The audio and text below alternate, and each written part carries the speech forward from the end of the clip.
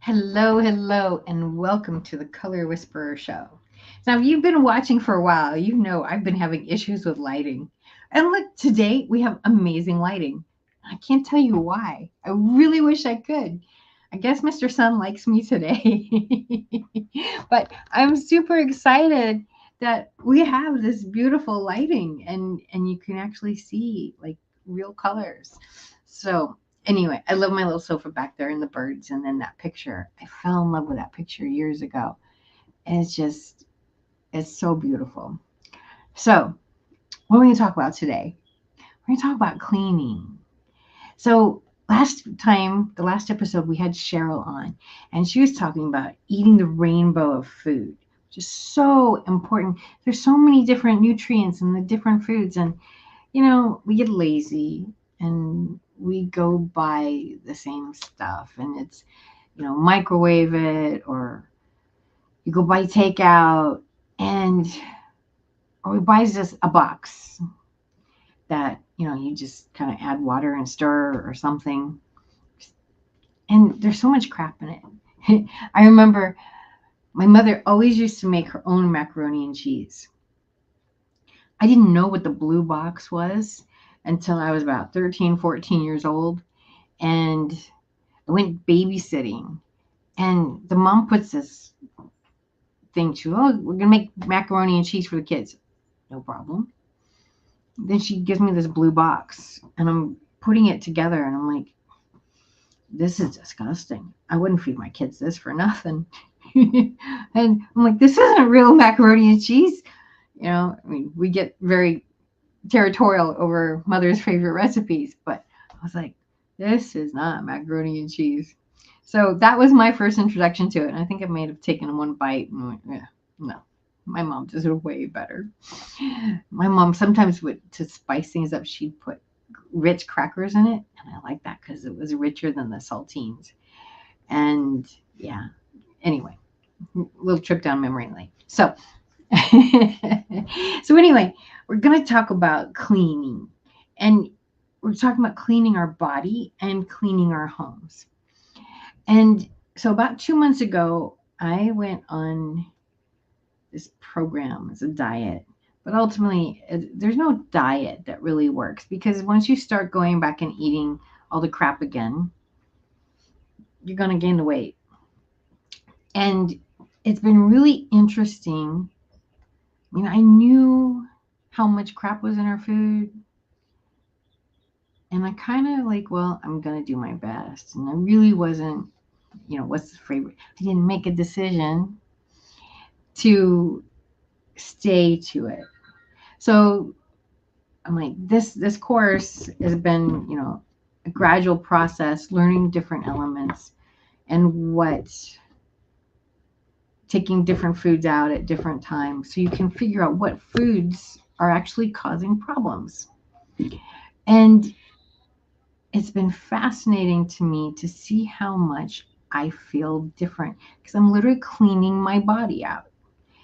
We talk about self-care, but feeding our body with a bunch of chemicals and stuff like that, that's not really self-care.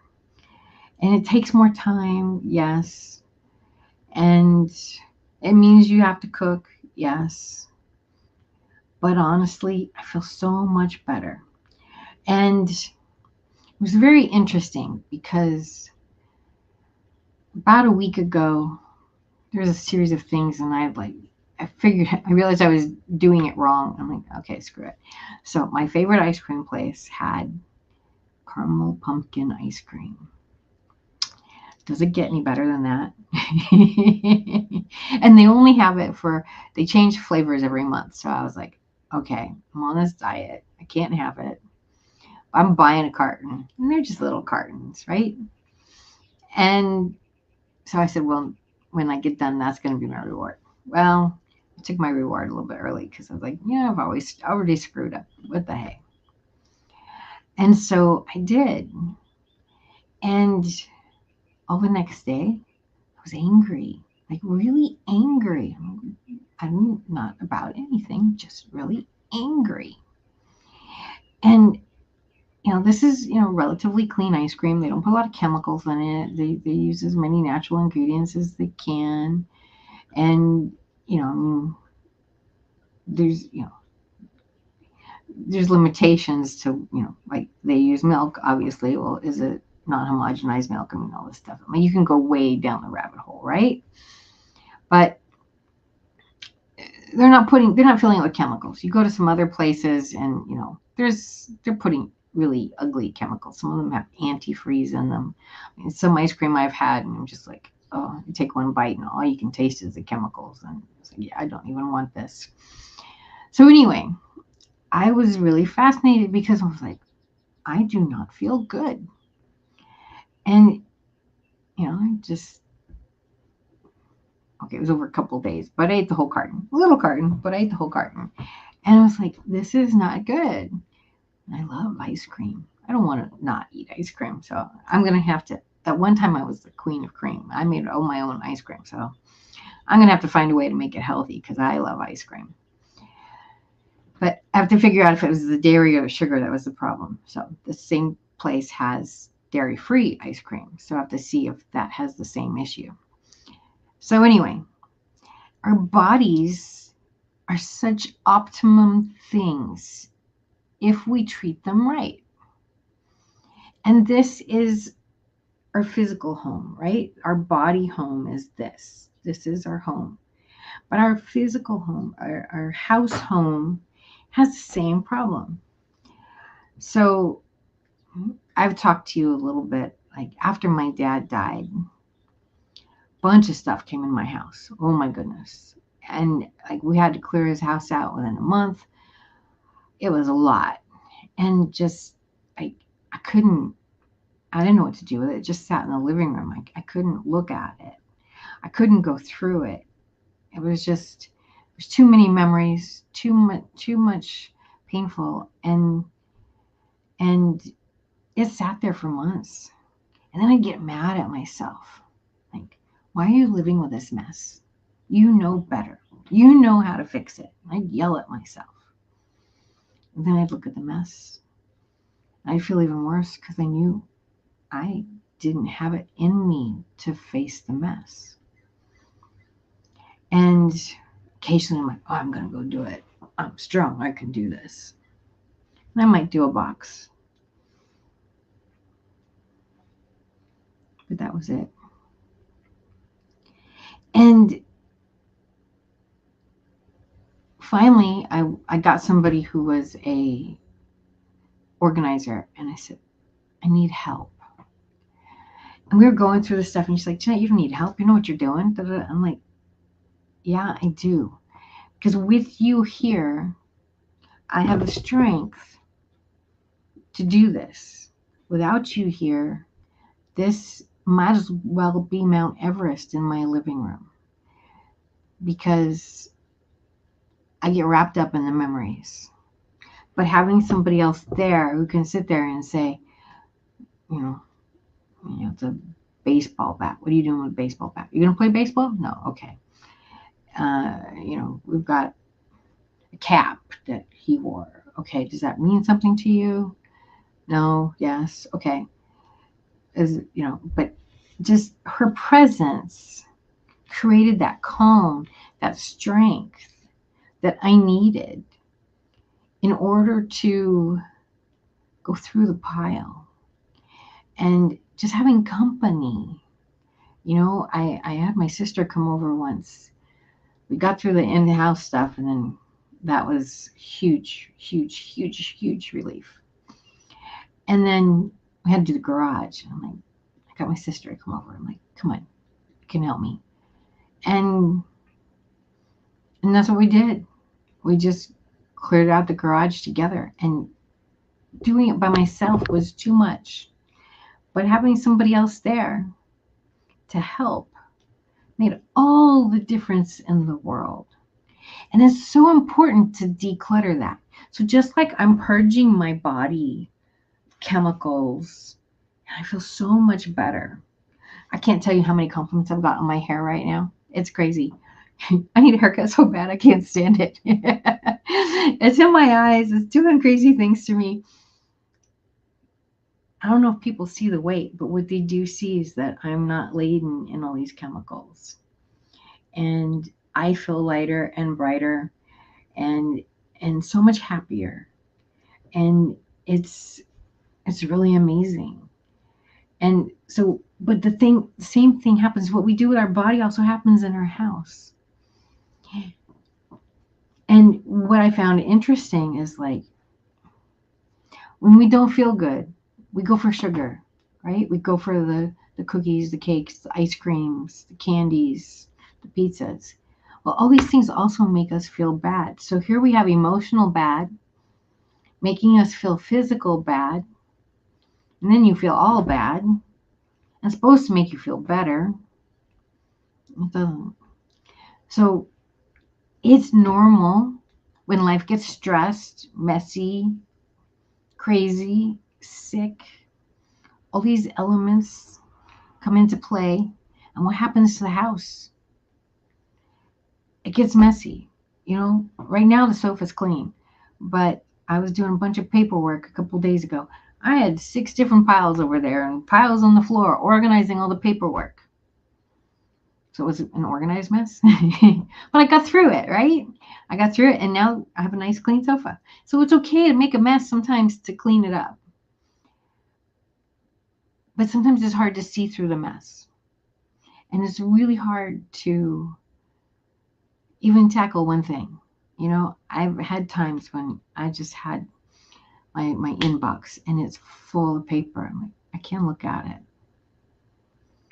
And, you know, I sit down and say, okay, we're going to do this. We're going to do this night. We're going to do, you know, you set up a time and you tackle it and it gets done. It's so important to be able to step outside of the emotions of the situation and clean everything. So people who are hoarders, it's not just because they keep buying stuff and don't throw stuff away. There's emotional attachment to that stuff. It's a psychological issue. And once you create a safe space for them to do it, getting a couple people in there, getting the help, at one point it just becomes so overwhelming they can't even look at it anymore.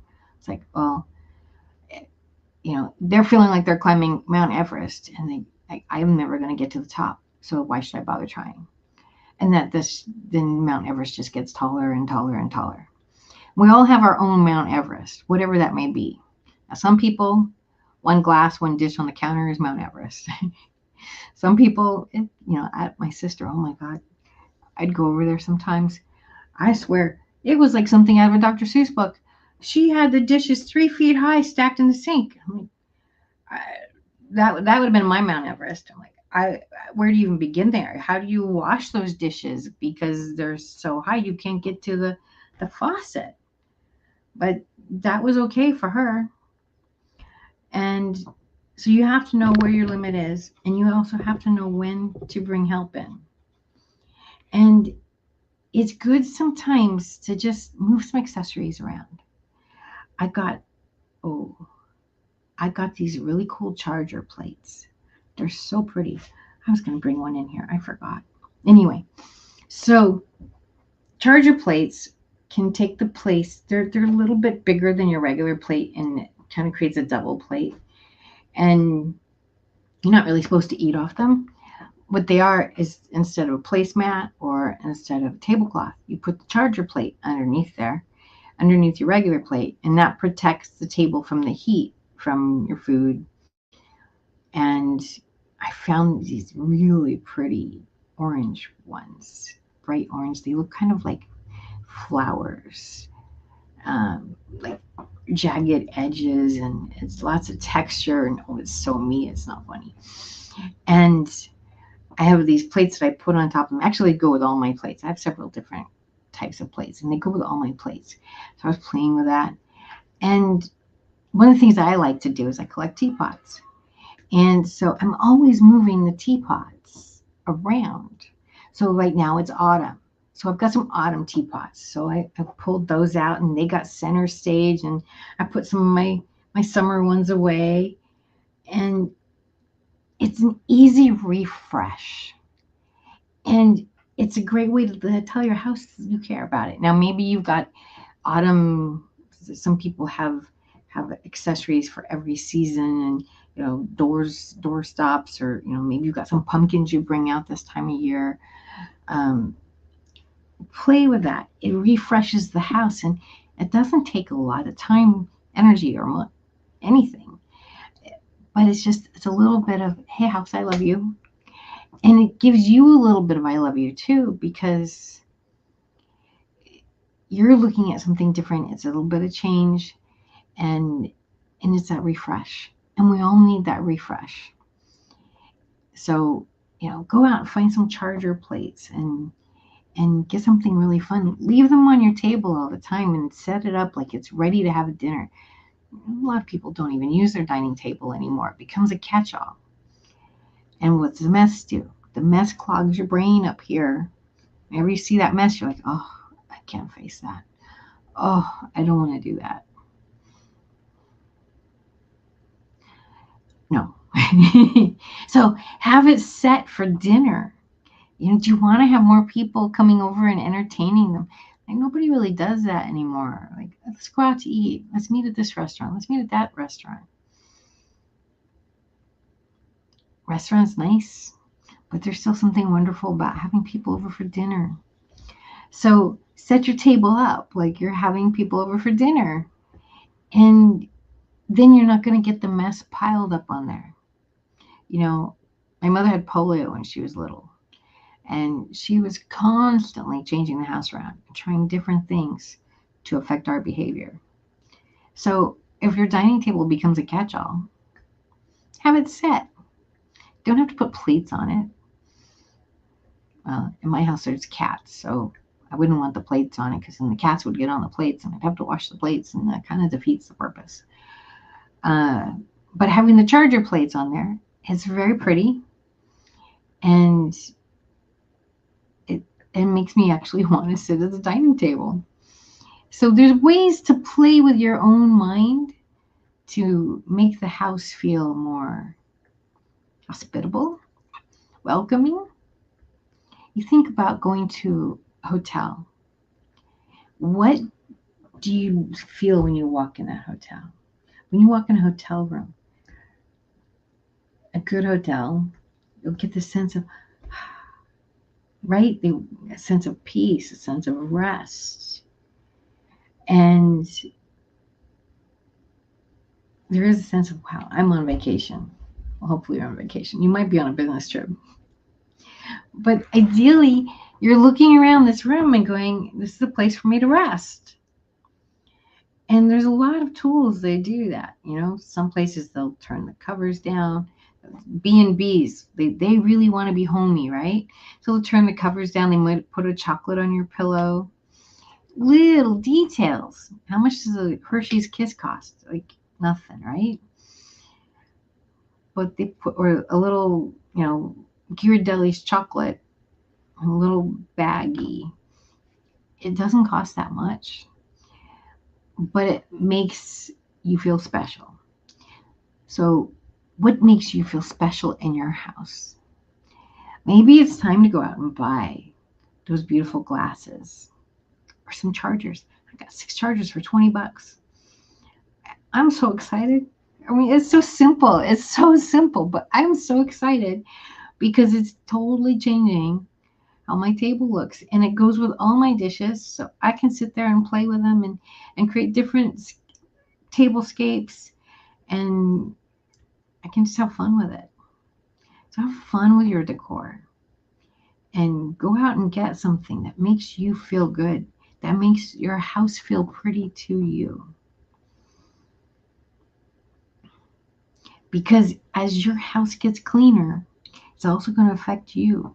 So when you get to feel more proud of your house, when you get to feel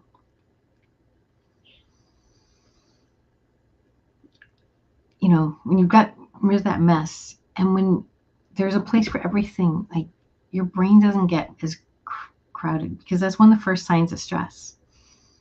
Have you ever looked around your house and like, oh, the house is so messy, I just can't think straight? And so what do you start doing? You pick a pile and you clean that. And then you pick another pile and you clean that. And sometimes it gets addictive. Like, well, I got two piles. The house already feels better. Wow. Oh, well, there's another pile. I'm going to go do that. Another pile. Oh, well, maybe I should start going through all the drawers. And like, it can become an all day thing.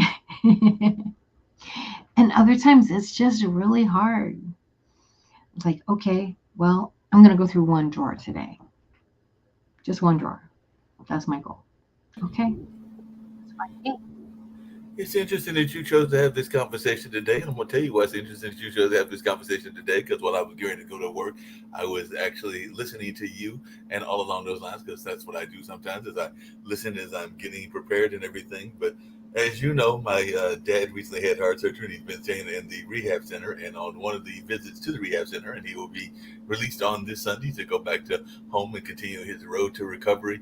But on one of the visits to dad, he said something very poignant, similar to what you're saying right now, and that's why I said that this is interesting that you chose this as your topic today, because he said something to the effect of, and I'm paraphrasing him to some degree, but he's like, I know that neither one of my sons are comfortable with this and everything, but one of the things that I have decided that I'm going to do is streamline. So they'll have to come by the house and decide what they want to save, what they want to keep, and what they don't want to keep, because once you've had one of these kind of incidences, it gets you to think about your own mortality, and I'm sure that he's hoping to be around for a long time. And of course, me and his grandkids and his other son are hoping that he'll be around for a long time as well. But in that curing process and going through what he's been going through with the PT and the OT, occupational therapy and physical therapy and everything, I'm sure that he and his lady love were reflecting on that. So I just remember that he said that comment. So as I was listening to you talk about spring cleaning, I'm like, yep, that's what Dad's planning on doing, because he's going to go there and figure out what he wants to keep while he's still here on this earth, and what we might want to keep as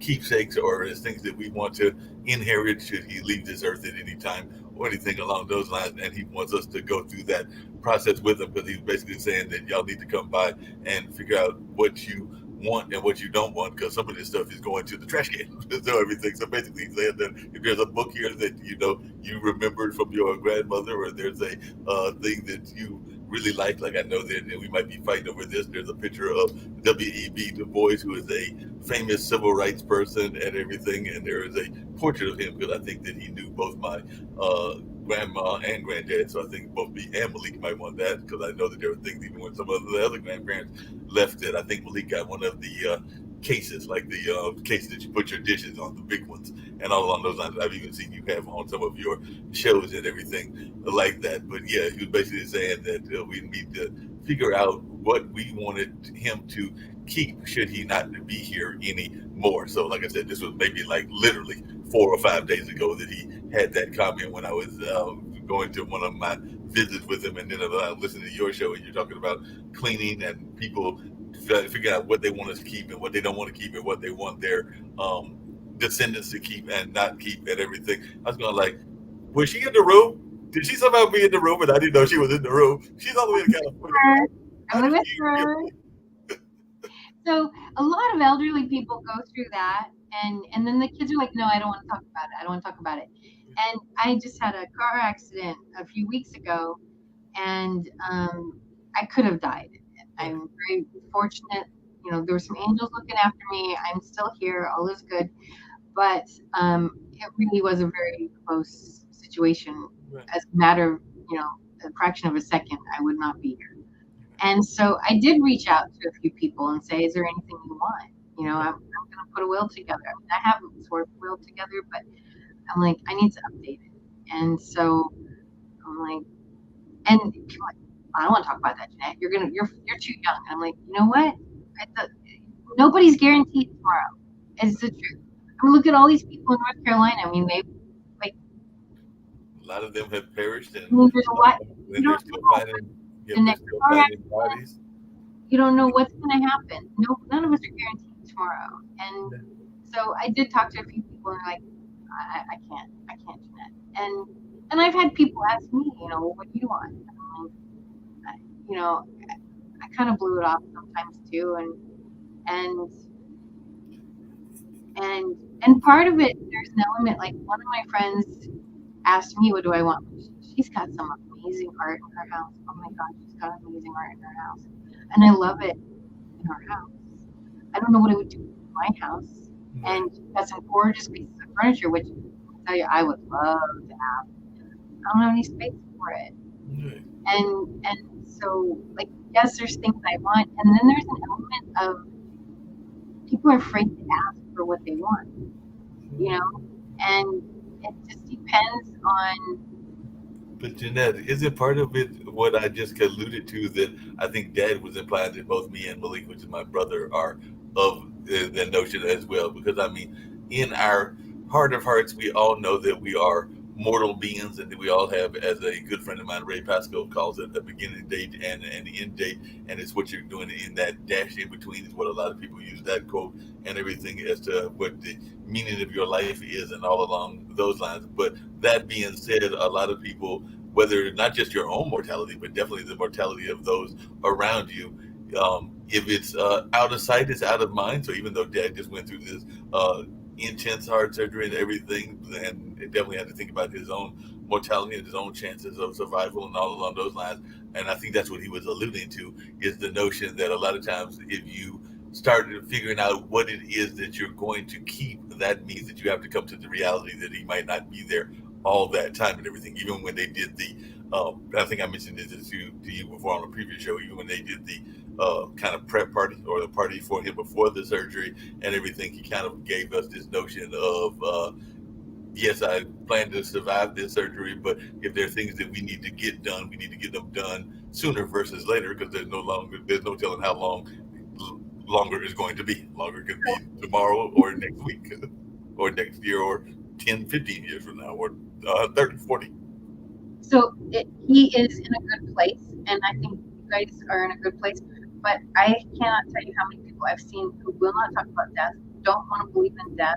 Right. It's not going to happen to them. Years ago, I was in a Bible study group, and there was a lady there who was in her 60s. Her mother had Alzheimer's for a long time, didn't know who she was, and so this woman, maybe this woman was in her 50s, but she, like, mom was well into her 80s, if not 90s, and every week, please pray mom gets better, please pray mom gets better, please pray mom gets better, and I'm like, there's only one way this lady's getting better, and it's not the way you want. Right. But she could not deal with the fact that mom was gonna die. Mom was a shell. There was nothing left of mom. Mom was gone. Right. You know, she didn't know she didn't know who her daughter was. She didn't know nothing. And and and she was so afraid of letting go. And then when she did die, she came at home. It was such a surprise. Excuse me? I'm like, this woman's been in hospice for 3 years, and it was a surprise. Right. So there's a lot of people that are so afraid of death, Right. and we can get into psychologically why, but to me, I don't always succeed. What I try to live every day, like, like I may have a few clients that would be, loose ends, but I try not to have loose ends. Right. I mean, I'm in the middle of a project, so it's like, well, your sofa's in the making, or grapes are in the making, whatever. But I've always tried to live my best life as much as I can. Am I ready to go yet? No. But there's a lot of people that they're so afraid of what's on the other side, and try to figure out, this psychic says it's this religion says it's this religion says it's that. You can take all the major religions and you've got different versions of what's on the other side. I can show you 10 psychics that tell you something totally different of what's on the other side. You don't know what's on the other side. And being afraid of the unknown isn't wrong. Because I mean, that's the reason for a lot of people do a lot of things. I mean, I'm convinced, and I've dabbled in this every once in a while. I was talking to another friend not that long ago, but I think that that's the reason. More men than women, but sometimes you women fall into that trap as well. But I'm convinced that the reason that some men go into a midlife crisis and even sometimes pursue women that are much younger and everything is because they are hoping that it will give them a sense of their own youth and vitality and all along those lines. Because I know that I've got a good friend of mine that has been dating now for a while, a young lady, and the young lady is they are in a similar field. So in that sense, it seems like a match that could be made in heaven. But there's definitely also 20, 25 year difference in age and everything like that. But they're both legal and able to think in terms of being morally correct and everything. Because, like I said, they're both elite. They're not like in the child range. Is what I'm saying. They're both like they think he's in his 40s, think she's in her 40s, and he's in his mid 60s. But there's definitely some similarities, but they have some commonality. But definitely, I'm sure that in their relationship, those age differences and generational differences come out as well. And part of that might be that quote unquote midlife crisis. Well, I certainly had my own midlife crisis, but I think that I think that there's different ways we can be dead. Right. You know, you can be dead. All I do is I get up, I go to work, I come home, I go to bed, I get up, I go to work, I come home. You're not inspired. There's nothing you're passionate about. You get up, you go to work, you come home. That's dead. No, that was a whole popularity. I don't know how much you follow, but I had a friend that used to have a show here on the network, and I've got some other friends that are in this space, including some that are still on the network, that talk about if you follow science fiction and you follow some of the dystopian views and everything, that's really what and I hate to use the term because some people think of it as a joke term, but that's really what the zombie apocalypse is all about. Because really people that are going to work and just kind of like going through the motions and they're living their lives almost as if they were zombies. Now I know in the monster version they are, doing ghoulish things like eating each other and everything like that, and all in that kind of cannibal version of the movie and the horror movie and everything. But the true notion of what a zombie apocalypse is what I think a lot of people are now. Because to me, and I've told you this before on other shows, the stuff that I do in media and even the stuff that I do with history and even some of the other things like event planning, all of that falls under a career to me. And a career is something that you are passionate about and that you love doing and that you enjoy doing and that you would do it even if you weren't hardly getting paid nothing. I mean, you get rewards, it's always good. And that's the way I feel about you and what I hear your passion around interior design. And as you know, I am not a big fan, and don't think I'm speaking out of school of this of testing. So when I work for the testing company, that's a job. It's something that helps me pay the bills, but it's not something that I have a deep passion about. I have a passion about education, but I have a passion about that type of education and everything. So to me, that's a job versus a career. And I think that a lot of people are stuck in jobs and not necessarily careers. They're just going to work just to kind of go, as you said, go through the motions, go to work, go and don't really have a care for what they're doing. I think once you get to 50s and 60s, I mean, I'm experiencing this right now dating. It's like there's a lot of people that are kind of dead inside, and I mean, that was one of the reasons why I got a divorce. Is kind of dead inside. I can't, and so I think that is could be a reason why a lot of people do get divorced. Is one person just isn't present, isn't connected, isn't alive anymore. And so what do you do? It's easy to go for younger. I've had several guys way older than me, like, oh, it's dead. I'm like, you're nuts. I'm not. You've had several older guys crack towards you. I'm not going out with an 8-year-old guy. I'm sorry. I, it's not a question of if I'm going to take care of you. It's a question of when. And I'm not doing that. I want somebody that's closer to my age and that has a similar outlook on life. I mean, I watched my mom. She never gave up on life. She never said words I can't. Every day she enjoyed and she lived to be about 72, 73.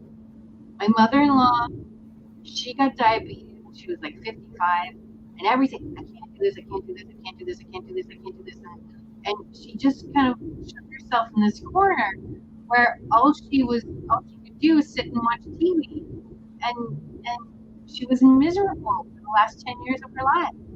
But she chose that, and she would argue that she didn't.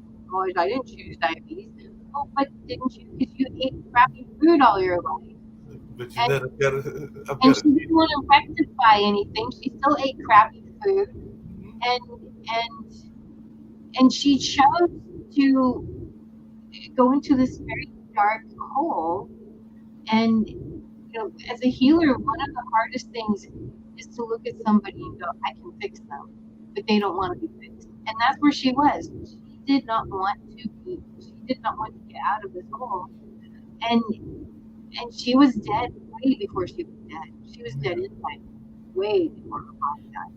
No, there's a lot of people like that, but I do have to tease you because I've been in that same space and you're in a similar age range and everything along those lines and everything. So I am sure that while you were teasing about the 80-year-old man, I'm sure that there have been some 40 and 30-year-olds that have also barked at you as well, and you're kind of going like, nope, I can't smother you and I can't be your mother as well, because I'm sure that there have probably been, just like you're concerned about the ones that are too old, I'm sure there have been some other ones that have been, because you have a youthful energy, some of those youthful ones that are probably, and you're probably sitting there like, maybe I'd be tempted, but at the same time, you're going like, nah, I'm gonna have to train you.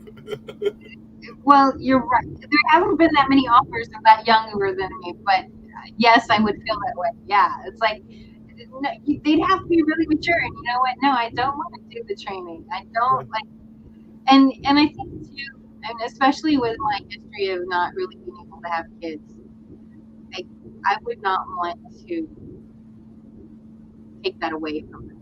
You know, Right. it's like if they're 30, 40, yeah, they're kids. Like there's stupid stuff that we just grew up with and we know. And I was at the chiropractor the other day, and oh yeah, I watch all these old '80s sitcoms, and I'm like, really? So, yeah, my dad had us watching all these things, and so I started naming a few, and I'm like, you're like what, 30? Yeah, 33. And I'm like, this is unusual for you to know all this stuff, right? And there's just some cultural things that you kind of want to have and play, you know, and there's an element of life begets life, and having somebody who's like, I had a friend who was 15 years younger than me, and we were good friends. I really, if he was older, anyway, doesn't matter. But um, there was a really good connection between us. But he was talking to me, he's like, I don't understand why Simply Red didn't make it really big in the 80s. But like, because they're just listening to the music of the 80s, going, "This is a really great song." Like they didn't know about all the the the ins and outs with the band feuds and how the media was The being reason done. I'm laughing at that is They because don't know any of that, you and the know. reason I'm laughing, Jeanette, is because I was talking to a friend, and I have friends because of the media and because of just life in general, and because of also being active on social media and everything that cover the spectrum of ages. I mean, probably you got some that are school age, but I definitely, as a matter of fact, I do know because I got some college friends, but definitely all the way up to like the 80s and 90s. And I was getting ready to describe to a friend one of the tragic deaths. You were talking about Simply Red, and I wasn't going on Chris Christopherson, but I was going to go talk about John Amos and Good Times. And then it occurred to me because this particular young lady is probably in their late 30s or early 40s. So I was going like, I was getting ready to describe who John Amos was. And then it occurred to me, it's like they weren't even born when Good Time was on. So they would have no idea what I was talking about. I was teaching a class at a community college, and we were talking about harmony, and I was like, well, Billy Joel. Billy Joel is a really great way to show harmony. And I said, well, you guys know Billy Joel, and not a single person raised their hand. They had no idea who Billy Joel was. Right. They had no idea who Billy Joel was, and I'm like, wow, I mean, I just like I thought Billy Joel was pretty universal, I thought so too. So just like and I think that, not a single person knew who he was. I was flabbergasted. And this was a long time ago. I mean, yeah. now, I'm not been on TV. Maybe now after his, but the kids, these were kids, so they didn't know. But And even if they research it, they don't necessarily know because, like I said, now with Google and everything else, they can figure out who Billy Joel is, or they can figure out who. Because I'm a fan of John Lennon's Imagine, they can figure out who John Lennon is, or even Michael and Prince and everything. But reading it and understanding, like you just said about Simply Red, some of the nuances of what was going on is not the same as picking it up out of Google or Wikipedia or wherever else they may pick it up from. So that's what I meant. So even if I had described John Amos and everything, yeah, they might have gone back and watched one of the classic TV networks and everything and seen Good Times. But even sometimes the jokes go over their head because it's contextual to the times that the movie, that the TV show came out and everything. So yeah, they might get the corniness of, say, a J.J. Walker or something like that. But I mean, you got to remember one of the main characters was Michael, and Michael was a super radical, and a lot of people would have no idea what he's talking about because he was talking about things like Malcolm X and some of the super radical things, even though he was a younger character. Because I think he was supposed to have been in JJ was supposed to be in high school, so I think Michael was supposed to have been in junior high, if I remember the timeline and everything. But he definitely had picked up some of those super radical 60s and 70s ideas, where as a lot of the kids, even if they read about it, they'd be like, so Michael's talking radical, but I don't know what he's talking. There's no radical. Well, it's like Archie Bunker couldn't be aired today. Right. You know, even some of the Three's Company stuff couldn't be aired today. Right. You know, and he was telling me, like, I was telling him that, no, that couldn't. And he's like, well, yeah, even we did Bieber. And I'm like, well, what do you mean? He's like, well, the way he treated mom. And I'm like, well, I was a kid. I wasn't really looking. Yeah, I mean, there's a whole stay-at-home mom too at that age. But there's a whole topic that is out now that a TV show actually kind of teased and made into a fun television comedy and everything, because a lot of people now are concerned and they have their issues, some rightfully, maybe some non-rightfully, because actually I got interviewed at HeyTai yesterday by a member of the community that I'm going to mention. But, you know, transgenderism is very I won't say popular, but it's very much in the news these days and everything. And really, wasn't that what Bosom Buddies was? They were pretending to be transgender. If you think about it, that was kind of the principle of the show. They were pretending to be transgender. Yeah, I mean, I was a kid, but I didn't, you know, I mean, to me, transgender means you think you're the other sex. Right, you're actually transforming. What they were really doing was pretending to be more transsexual, because they were pretending, if I understand the definitions, that they were doing more cross-dressing, because they had to cross-dress in order to sneak into the room. And yeah, and Klinger was wearing a dress, you know. Right. So, you know, but and like you go back to like all the famous, like Abbott and Costello did something in a dress once. You know, right. We go back. Everybody's done something along those lines where they did the cross-dressing to be funny.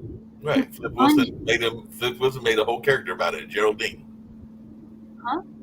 I said, I think it was either Flip Wilson or Red Fox. I think it was Flip Wilson did a whole character based on it, which was the character Geraldine. Oh, I don't know that one. Yeah, but I'm gonna look it up real quickly. But it was basically Tyler's playing a woman before Tyler, and I think Tyler's grandma. What's the show? I can't remember.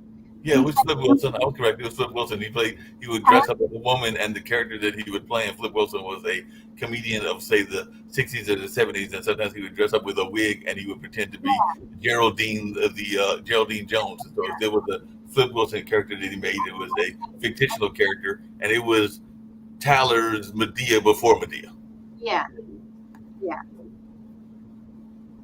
So let me finish getting ready, but I just had to jump in because, like I said, when you said that conversation, I was going like, she was in my dad's rehab room. How did that happen? I think we've gone off the subject enough. We can probably close the show pretty much. But I urge you, if you're struggling with clutter in your body and in your house, clean it, because you're going to feel so much better. Whenever I usually I've got a long house. It's not quite a shotgun house. Shotgun house means it's very long, and you can shoot from the front door to the back door. You can probably shoot from my front window to my back window. It's not quite a straight bullet, but it's a long house. And so I'll start in the back of the house, which is a bedroom, and, you know, the closet and everything one time, and I'll work my way to the front. By the time I get to the front, I'm like, yeah, I'm kind of tired. Who cares? I'll do it. But like, if I don't do a great job, it's not a big deal, because 6 months later, I start the front and I work my way to the back. And when I get to the back, it's, I'm kind of tired. I'm like, well, if I don't do, the closet gets more regular. So just really quickly before we do wind up and everything, what do you do if you've gotten used to your clutter? Because as you know, that's one of the things I joke about. I've actually got a friend that I need to take a picture of the TV that my boss here at the network gave me, as well as the refrigerator, because I doubt I'm going to use either one of them since I've already got enough of both of those. So I either need to sell them to Goodwill or give them to Goodwill, or I need somebody to come and pick them up. So I actually need to take a picture of them because one of my friends said that his sons may need them since one just got married and the other just moved in with his girlfriend. So I need to take a picture of those and everything. But I do know that sometimes I get very, I won't say attached to my clutter, but I get in that lazy mode where you don't feel like cleaning up and all along those lines. So then the clutter just becomes part of your personality and all along those lines. So I don't know what to do when those situations happens because I do know that I am somewhat of a well, not just somewhat, but definitely have my hoarding moments. I'm sitting here staring at some CDs that probably need to go on the skates and everything like that and everything. But what do you do when the clutter has become part of your existence? So there's a couple of things. Some people, like I said, I was going through paperwork. There's a huge mess here. I needed to make a mess to clean it up. Okay. And sometimes, for me, like once it's put away, it's done. I got to keep the paper out until it's done. Otherwise, yeah. So there is such a thing as an organized list. But what you're talking about is stuff that just kind of comes in and then you get used to it. And it's still the boiling pot because it's still affecting you. Right. It's still causing issues in your world. And you get used to it so you don't really see it. And what I say in that point is go walk around the block or bring a friend over, bring your mother over, bring somebody over who's going to be very discerning. And walk into yourself, walk into your house and pretend it's a house you've never been. And it's not your house because you get used to the stuff, right? So pretend that you've never been in this house and notice how it feels like, oh, there's that pile in the corner. I need to get rid of that. And do it. And if that's too hard, we all have that one person in our life who's very happy to tell us what we did wrong and bring them over. Or you can call like me, a designer, and there's no judgment, but how do we make it better? You Right. know, we're going to make this better and make this a place you love to live in, you know? So that's what I would say. But it I is, like those. you realize it is just a symptom of a bigger problem. And once you address, and sometimes you can fix the clutter to fix the bigger problem. Sometimes you have to fix the bigger problem to fix the clutter.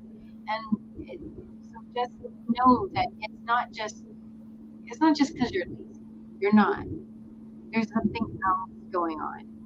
You kind of like to have a lot of balls in the air and have a lot of different things going on. And you need that change going on in your life. Some people would look at your world and you've got all these different jobs and different careers and you're doing this and that and they go, oh my God, how could I ever, like that would drive them crazy, Right. but this is what makes you thrive. Well, So I mean, being aware of what makes you thrive, what makes you feel good, and the art and the music, and the events and working for the center, these are passions for you. yeah, there's definitely a passion. And ironically, as you know, because I'm still in that single space, there may be folks that I flirt with and things like that and everything. But that is what some of the ladies in my life have said, which is what you just said, because they hear the passion of all the things that I'm involved in. They know that I'm involved in everything, and they ask a very simple question that I really oftentimes don't have a adequate answer for. I know what the answer should be, and I try to make that the answer. But the question that many a woman has asked is, "And where do I fit in this?" Meaning, when do you have time for me and everything because of the passion of the other jobs and them taking so much of my time? Because I've been asked that several times, including some relationships that I've been in and some relationships that I've considered being in, because they've gone like, "And where do I fit in this?" Yeah, I mean, nobody wants to be number two, and Nobody wants to. nobody wants to be number two, and they want to feel like they're your first priority. And not that you shouldn't have all these passion projects, Right. but they just want to make sure that yes, there's time for them. And it's like, Yeah. they want more than just you sleeping in the bed next to them. Like Yeah. that's when it's cold, but there's more to life. Yeah. And for you having somebody who is also very busy and maybe they work. I always say the center wrong. ITAC, ITAC, 80, ITAC, Hey, Ty. Hey, Ty. ITAC. So, maybe it's somebody who works there and it has the same passion, and you get to see each other at work, and then you can all, you can have issues outside. I don't know. I'm failing that whole department myself. Yeah, like I said, and well, the issue that can come with that is that, as you know, yeah, because I've seen it in my own life, is that it in theory can work, but I think that somebody maybe in the arts or a fellow person in the arts that would probably work better than somebody that you work with, because then there's that danger that police couples and doctor couples and other couples run to, which is bringing work home and home work and everything, because that's kind of like that separation thing that sometimes people get frustrated by as well, because they don't want to feel like they are bringing the work home if they share the same work offices or things like that. Because I've seen that even with You doctors. have to keep the boundaries. You have to keep the boundaries for sure. Right. And yeah, I mean, but the thing is too, we all get 24 hours a day. Yeah. We do. And if somebody's important to you, you make time for them. I mean, that's really what it comes down to. Okay. Like you would never go a month without talking to your mother because she's important to you. Oh yeah, she's very important. Like I said, not a month probably. I get frustrated if I don't talk to her at least a couple of times a week and everything, and she knows that. But yeah, definitely a month would be hard. Because she's your mom and you love her. Right. And it's the same thing when you're with somebody, but you make time for them. And that's when like friends. I mean, how many friends come in and then they go, and it's like they're not friends anymore when they stop calling. Like they're not making time for you. And so like, okay, well I guess we're not really friends. Okay, next. And so yeah. Anyway. All right. It's been an interesting day. So yeah, clean the clutter. And there's clutter in your mind, there's clutter in your body, there's clutter in your house. And the more you clean one, it gets easier to clean the other. So as you clean your house, it clears the mind. As you clean your body, I'm telling you, this diet's not fun. There's a lot of food I miss. I do. But I feel so much better not having all that crap in my system. It's amazing. So, it's not about me being a size 2, me being a model. I don't really want the disease that's going to make me a size 2. I think that's what it would take. I don't want that. I don't want that disaster that would create that. But, it's really just about feeling good. And whatever the rest looks like is what it looks like. And having more energy, not being tired all the time, is all part of really truly self-care. Is what is really good for my body, not just what's easy and what's simple. So on that note, we will go to Can Do Spice because that's good for your body. You know how people love to enjoy food and don't understand how to flavor their food or how to replicate a meal? They're interested in supplements but don't know where to begin? Well, what I do is I take the guesswork out of enjoying flavor and wellness with my flavorful spice blends so that they can create delicious meals with healing benefits. Can Do Spice was created to help cooks at any level enjoy healing through food. Every spice blend was designed to give added health benefits of natural herbs. Every blend is complete. There's no need to add any additional spice for a delicious meal. Saving you time and money while adding supplements to your meals can be both tasty and fun.